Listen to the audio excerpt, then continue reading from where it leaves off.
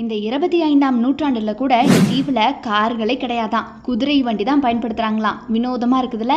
ஆமாங்க, இன்னைக்கு வரைக்கும் இந்த கிராமம் பார்த்தீங்கன்னா இப்படிதான் பழமைவாதமா இருக்காங்க. அமெரிக்காவுடைய மெக்சிகன் மாகாணத்தில் அமைஞ்சிருக்கக்கூடிய மேக்கினாக் தீவு கார்கள் முற்றிலும் தடை செய்யப்பட்ட ஒரு பகுதின்னு சொல்லலாம். உலகத்துடைய அரிதான இடங்கள்ல இதுவும் ஒன்று.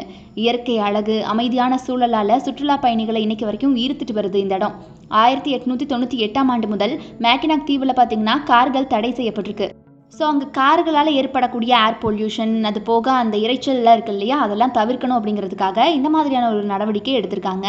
மிதிவண்டிகள், குதிரை வண்டிகளை தான் அங்கே முக்கிய போக்குவரத்தாக பயன்படுத்திட்டு வராங்களாம்.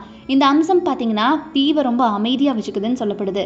சுற்றுலா பயணிகளுக்கு இது ஏற்ற ஒரு இடமா மாறி இருக்கு. மேக்கினாக் தீவில் இருக்கக்கூடிய 18ஆம் நூற்றாண்டை சேர்ந்த மேக்கினாக் கோட்டை அமெரிக்க வரலாற்றில் ரொம்ப முக்கியமான ஒரு இடம். தீவுடைய பசுமையான மிதிவண்டி பாதைகள், கடற்கரைகள், அதுபோக இயற்கை காட்சிகள் எல்லாமே சுற்றுலா பயணிகளை ரொம்ப ரொம்ப அதிகமாக அட்ராக்ட் பண்ணுமா. குதிரை வண்டிகள் இங்கே முக்கிய போக்குவரத்து முறையாக இருக்குது. உள்ளூர் மக்கள் அதுபோக பயணிகள் இந்த பாரம்பரிய வண்டிகளை பயன்படுத்தி தான் தீவை சுற்றி பார்ப்பாங்களாம். தீவுடைய முக்கிய பொருளாதாரம் சுற்றுலாவை அடிப்படையாக வச்சு தான் இருக்குது அப்படின்னு சொல்லப்படுது. அங்கே உள்ளூர் கடைகளாகட்டும், உணவகங்களாகட்டும், அங்கே தங்கும் இடங்கள் இருக்கும் இல்லையா, அது எல்லாமே ரொம்ப ரொம்ப பாரம்பரியத்தையும் நவீன வசதிகளையும் இணைச்சு தான் பயணிகளுக்கு சிறப்பாக வழங்கிட்டு வராங்களா அனுபவத்தை. ஸோ இந்த மேக்னக் தீவை பற்றி உங்களுடைய கருத்துக்களை மறக்காம கமெண்ட் பாக்ஸில் கமெண்ட் பண்ணிடுங்க.